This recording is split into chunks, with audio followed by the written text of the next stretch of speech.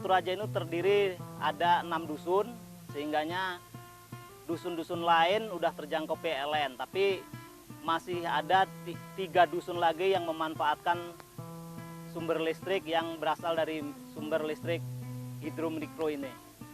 Keseluruhan ada sekitar 300 KK-an yang memanfaatkan pembangkit listrik tenaga air ini, yang menjawab tantangan keadaan sehingga masyarakat dari tahun 2005 telah memanfaatkan pembangkit listrik tenaga air ini untuk penerangan dan kebutuhannya sehari-hari.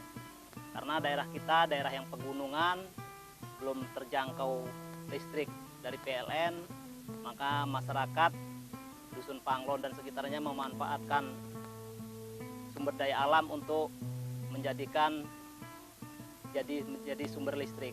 Sehingganya udah bertahun-tahun ini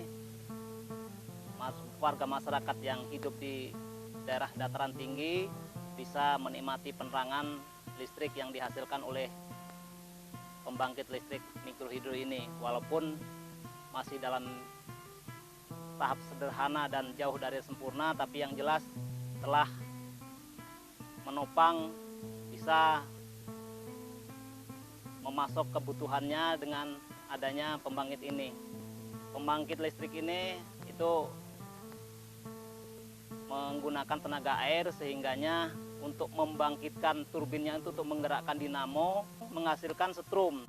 Tapi kendala di lapangan karena dia bergeser dan berputar, kendalanya adalah di klakernya atau bearingnya yang pelumasannya nggak sempurna, sehingganya dalam jangka berapa bulan itu akan mengalami keausan. Jadi kita mencari inovasi, sehingganya ketemu inovasi yang pelumasannya secara otomatis. Kita memanfaatkan barang bekas kemasan air kemasan ataupun bekas kemasan herbisida, kita masukkan oli, kita hubungkan dengan selang, kita taruh di atas bearing atau klaker itu, sehingganya pelumasannya itu merata dan dia dalam jangka panjang bisa melumasi klaker itu.